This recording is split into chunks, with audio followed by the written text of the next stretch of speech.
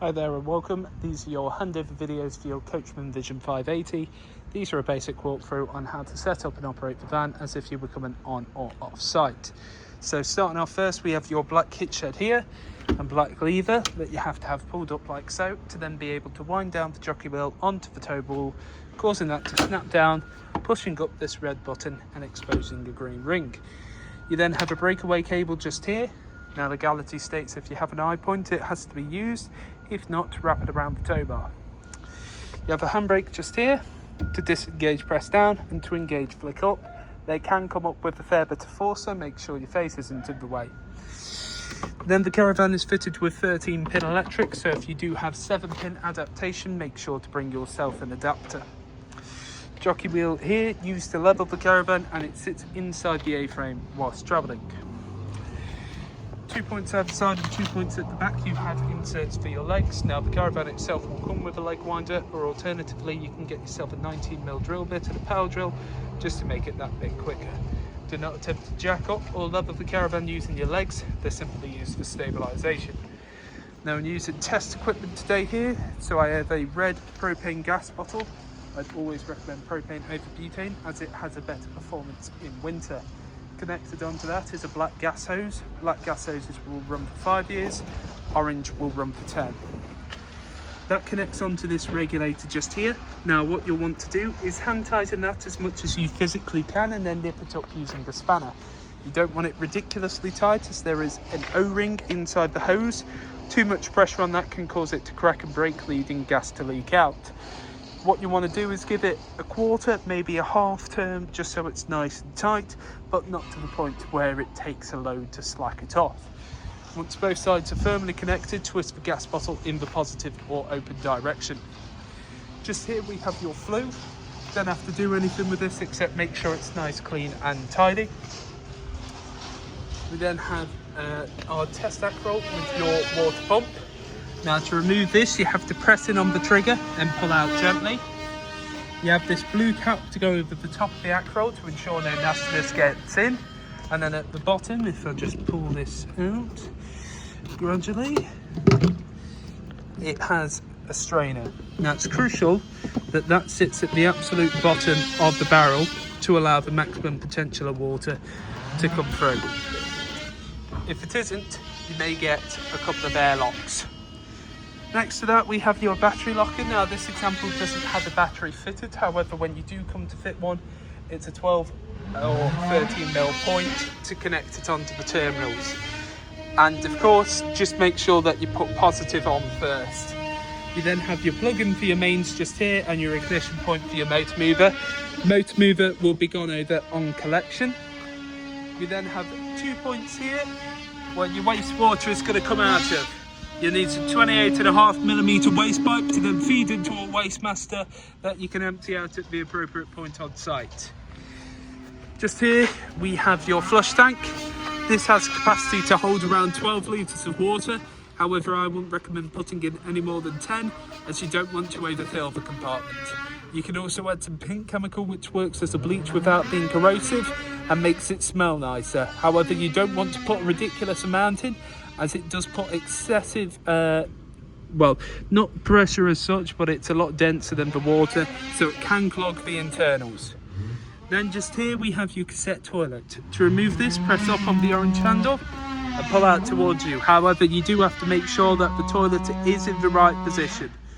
So I've just twisted the toilet to the correct position, which I'll show in another video. Then you've just got to pull it out like so. Now this handle here, it does also extend out and up and can be used similar to a carry-on suitcase. Then what you'll want to do is twist this head to the side, open up this cap like so. You'll then want to tilt it at the same time as tilting, continually pressing your vent button. As you can see, I fitted in some fresh water. I do that by opening up this compartment and feeding it in, just so it gets rid of any nasty smells. Now on this cap here you have measurements in both imperial and metric, and that is for your blue chemical. Blue chemical goes into there, twist the head to the side, flick it back and then press it in so the cassette sits behind those white teeth. Now you don't want to travel with either of these two full, so just up here got a little bung to drain off any remaining water from the flush tank. The caravan itself will be fully drained off before you leave with it. Then underneath your right hand side seat you have all of this here, so I wouldn't recommend storing anything under here. You have your boiler, which is this black box just here, and then you have two drain valves just there.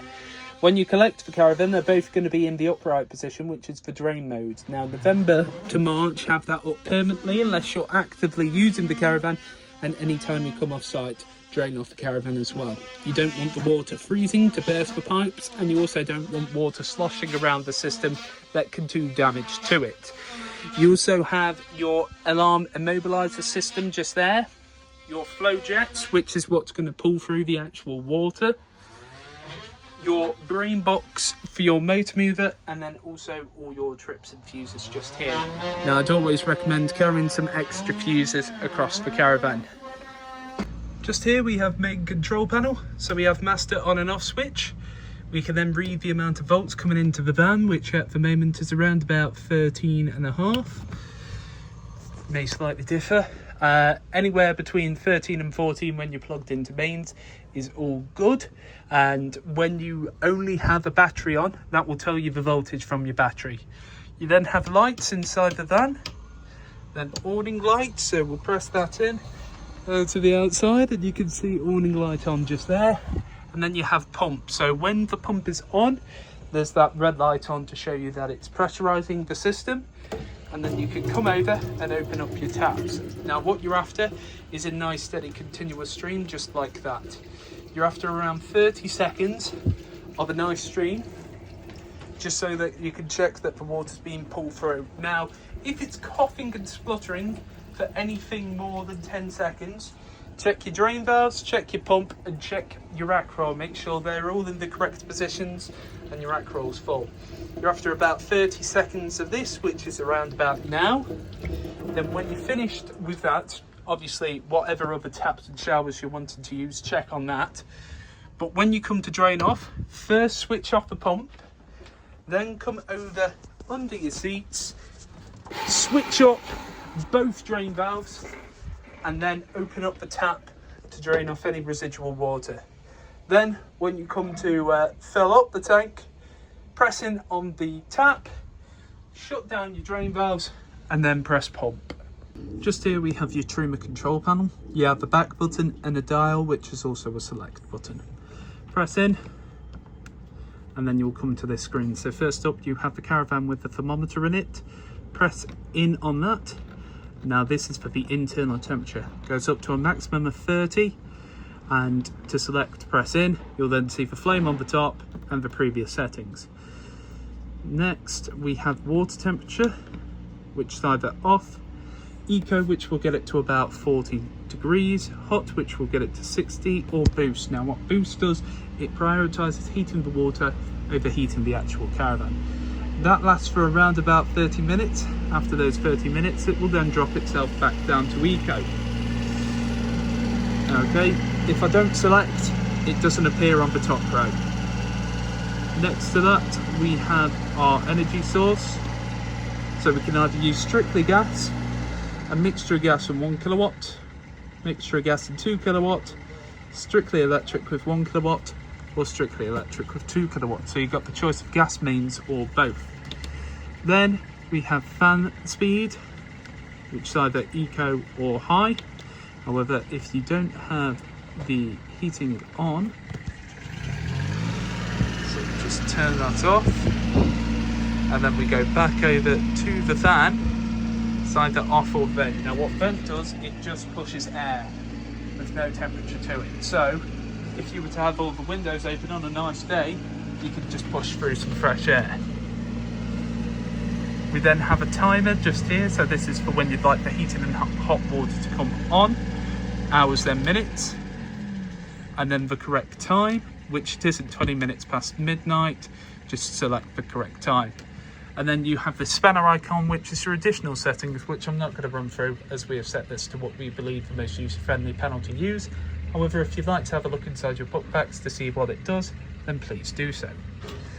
Naturally, this screen will fade off when not interacted with. However, when you want to completely turn it off, press and hold in on the button, turns itself off. Now make sure you do that, as otherwise what's going to happen is it's going to come up with an error code for improper shutdown.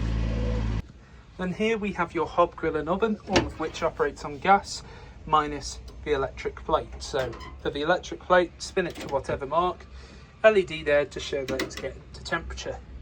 Everything else you have to press it on the dial, twist it to the side and press it on your igniter. Now it may be a case that when you come to light, they may shoot up and then cut off, or they may take a while to light when you first come to use it. That's completely natural. That is just the gas making its way through the system. This is what it looks like when they're all lit. As you can see, all burners nice and lit. Turn it off back to the central position. Then it's your same concept for the grill. So press in, twist to the side. You can see both sides nice and lit. And finally your oven. Now make sure as well that this tray does not intrude on the igniter. And there you can see all nice and lit. Only other real thing to note is that you need to travel with this glass sheet down, but don't put it down until all burners are cold to the touch. And if you're traveling with gas, make sure the gas itself is off. And just here we have the fridge operation. So to turn it on, press and hold in on the button, it will flash up and go to its most recent memory, which in this case is mains. Now you have two choices. So you can press and hold in on this grey button, and it will begin to flash, and then you can select your different modes. So you've got mains, you've got battery. Now that battery symbol is only representative of 13-pin electric. Gas. Now for gas, I'd recommend running through your hob grill and oven, and that's it on this one. This one does have an A button, but it hasn't been synced in. So we'll just select mains. Then we have the amount of power coming in, 1, 2, 3, 4 or 5. 5 being the most powerful, so it is going to chill it the quickest. However, even on full capacity, it is going to take around 4 hours for the fridge to fully chill. So you've got the choice of gas, mains, or you can chill whilst towing. As you can see up the top here, you have lights on when the fridge is on. And then to turn this off, press and hold in, it will flash up again, turn itself off, and you'll see no more lights. Now make sure as well that you don't open the actual fridge and then turn it on, just because it can trip itself out. And just here we have your toilet operation. So lift up the lid, pressing the button, and you can hear that whirring. That is what would push through the water into the motor. Then to release your waste, press away, pull it back towards you so that you're actually able to remove the cassette, and when the cassette is full there'll be a red light on there telling you to empty.